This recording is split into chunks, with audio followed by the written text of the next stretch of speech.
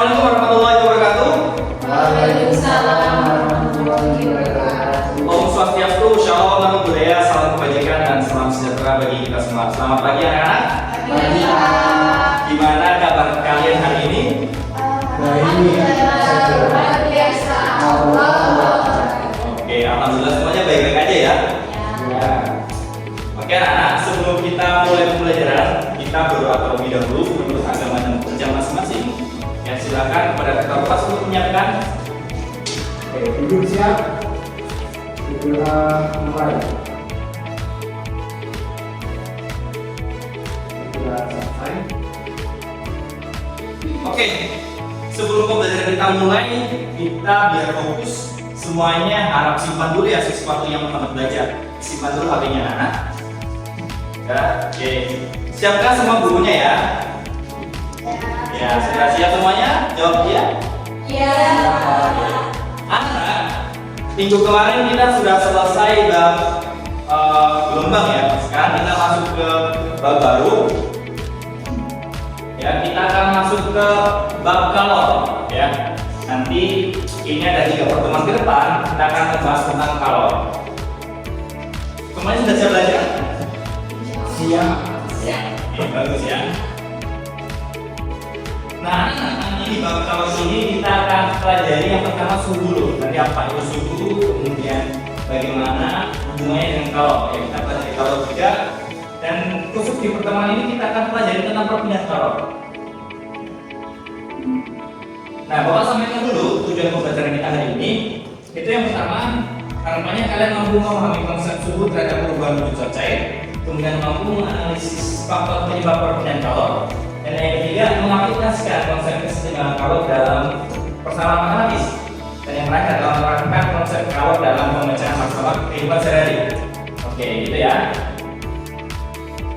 Oke, di sini, nah ada gambar nih. Coba kalian perhatikan.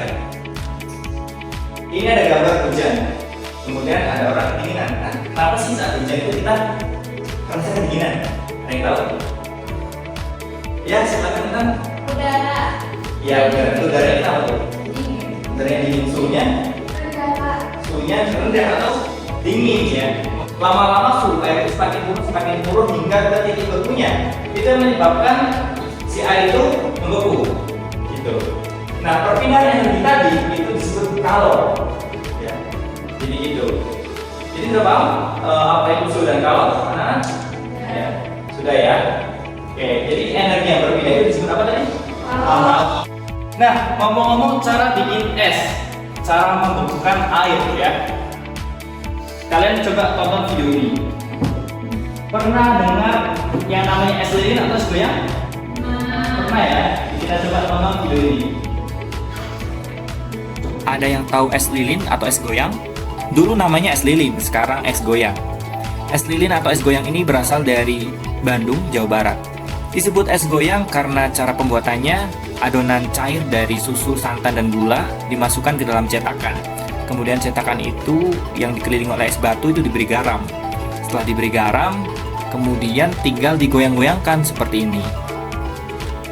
Paling tidak butuh 15 menit agar es krimnya membeku. Ini digoyang-goyangkan terus. Emang boleh segoyang itu? Oke, gitu. Itu dia cara pembuatan es lilin atau es goyang. Nah, cara bikin es krim ini itu tadi adonannya dimasukkan ke cetakan ini ya, iya kan? Kemudian dikasih garam, kemudian digoyang-goyangkan untuk membuat es krim goyang tadi. Nah, kira-kira kenapa sih? Nah, kita coba lihat. Kira-kira kenapa adonan es krim cair itu bisa membeku ketika dimasukkan ke dalam cetakan ini? Dan yang kedua, kenapa dalam membuat es lilin itu ditaburkan garam? Dan yang ketiga, kenapa harus digoyangkan? Ada yang tahu? Iya, Pak. Iya, boleh silakan Intan. Izin menjawab nomor 1, mengapa adonan es krim cair bisa membeku ketika dimasukkan ke dalam cetakan itu suhunya dingin. Suhunya dingin. Ternyata dari es goyang ini ada hubungannya dengan sains, ada hubungannya dengan fisika. Ini akan kita pelajari nanti di kalor. Semuanya sudah siap? Siap. Ya. Oke, kita lanjut. Oke, sebelum kita lanjut ke materi, kita akan quiz dulu ya anak-anak ya. Kita akan seru-seruan main kuisis nih. Nanti ada 6 pertanyaan. Silakan boleh dibuka handphonenya. Oke, Oke, semuanya sudah masuk ya. Nah, sekarang Bapak ini nanti akan ada 6 pertanyaan. Silakan kalian kerjakan secara mandiri ya, jangan nengok ya, sesuai apa yang kalian tahu aja. Gitu anak-anak, Bang?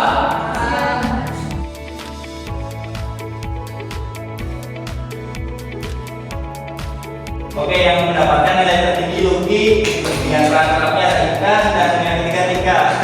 Tepuk tangan dulu dong. Oke, anak-anak semua sudah mengerjakan kuis semua ya.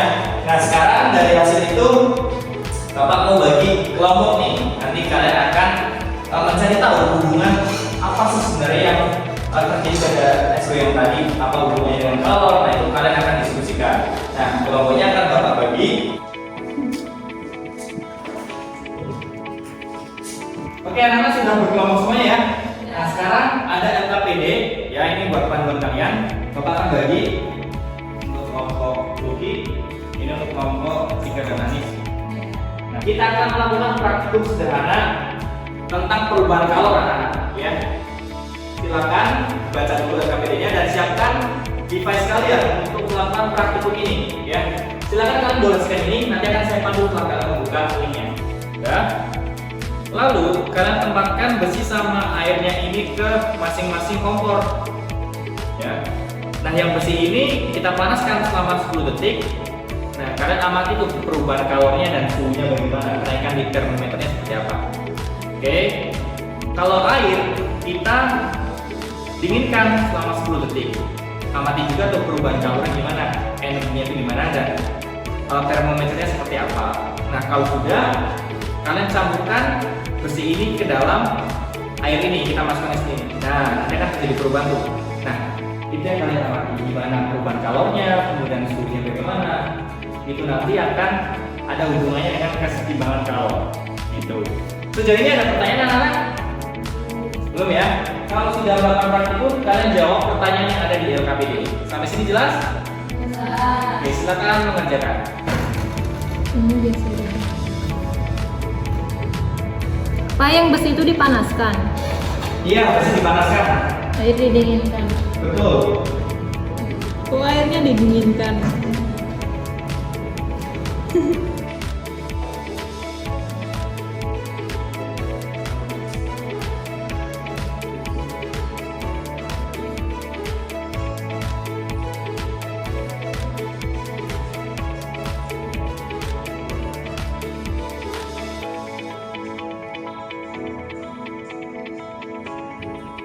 Oke, anak, semuanya sudah selesai? Sudah dijawab semua LKPD-nya? Sudah ya? Oke, kalau sudah, sekarang waktunya presentasi. Nah, kalian akan memaparkan apa yang kalian dapatkan di praktikum itu dan apa keterkaitannya dengan SPO ini tadi ya. Oke, akan presentasikan sesuai dengan pertanyaan yang ada di LKPD ya. Ini akan kalian jawab, akan kalian presentasikan. Oke, boleh silakan untuk kelompok Intan dan Lucky. Siap? Siap. Oke, silakan boleh maju. Intan. Baik, Pak. Kami akan menjawab hasil praktikum tadi bersama Lucky. Nomor 1 itu bagaimana suhu air ketika didinginkan dan besi ketika dipanaskan. Nah, ketika suhu air itu bagaimana suhu air ketika didinginkan itu suhunya dan ketika besi dipanaskan suhunya meningkat. Lalu nomor 2, apa yang terjadi pada kedua suhu dari besi dan air ketika besi dimasukkan ke dalam air dan bagaimana kalornya? Itu terjadi perubahan suhu pada saat suhu dari besi dan air itu sama, itu terjadi perpindahan kalor, jadi suhunya seimbang. Oke, nomor 3, bagaimana proses perpindahan kalor tersebut pada pembuatan es krim goyang? Mengapa adonan es krim membentuk pada di dalam perpindahan dan bekas? Jadi antara adonan es krim dan es batu yang ada di dalam perpindahan tentunya suhunya lebih tinggi yang adonan es krim, dan yang lebih rendah itu suhunya yang es batu. Jadi saat adonan es krim dimasukkan ke dalam kulkas bersama dengan es batu, kalau berpindah dari adonan es krim ke es batu sampai mencapai suhu yang seimbang. Saat tercapai keseimbangan itu adonan es krim kemudian yang nomor 4, adonan es krim terbuat dari campuran bahan-bahan termasuk susu dan santan. Adakah keterkaitan pembelian bagaimana pada es krim dicetakkan es krim terhadap pembuatan es krim lilin goyang tersebut, dan mengapa gerobak harus digoyangkan. Jadi kenapa dikasih goyang pada titik kukunya semakin mudah atau mengalami penurunan, dan kenapa harus digoyangkan karena supaya lebih cepat membungkus. Oke, luar biasa sekali pemaparan dari Intan dan Dogi. Anak-anak, apakah jawaban kalian sama dengan Intan dan Dogi? Sama ya. Coba kita Intan dan Dogi. Sama ya. Coba kita ini ulas sedikit ya. Gimana suhu air ketika didinginkan dan besi dipanaskan ya? Kita sepakat ya, ini berdasarkan fakta itu suhu airnya turun ya. Turun. Kalau besi itu naik ya. Naik. Oke. Kemudian apa yang terjadi pada dua suhu ya? Dua suhu itu tadi berubah ya. Suhunya berubah hingga setimbang.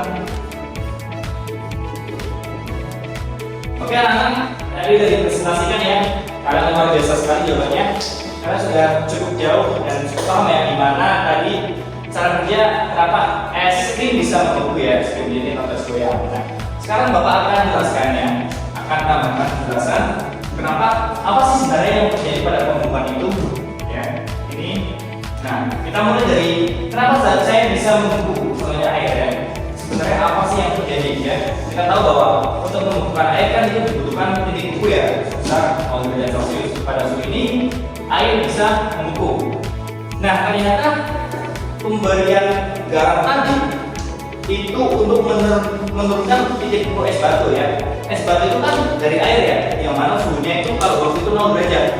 Sedangkan es goyang itu dia terbuat dari air, susu dan santan. Ternyata titik bekunya bukan 0 nih. Sehingga kalau kita mau menurunkan suhu ini agar menjadi beku dengan modal es batu tadi itu tidak cukup.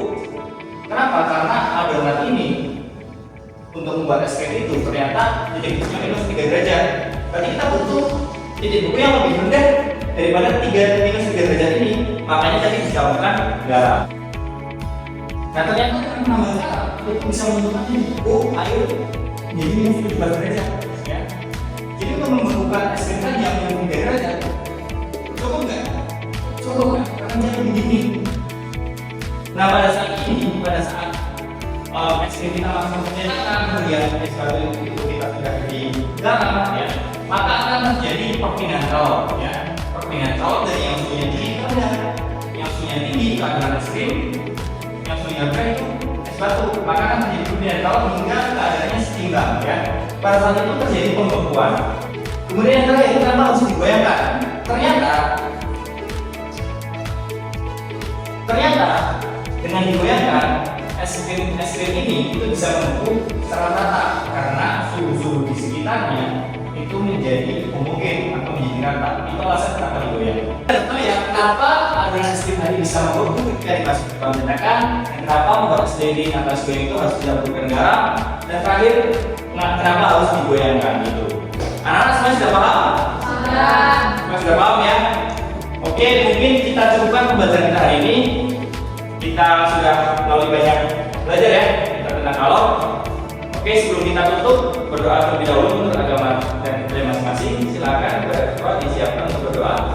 Baik, siap berdoa. Sebelum kita tutup ya, Bapak pengen tahu nih apa yang kalian rasakan ya. Kita akan kasih pembelajaran hari ini.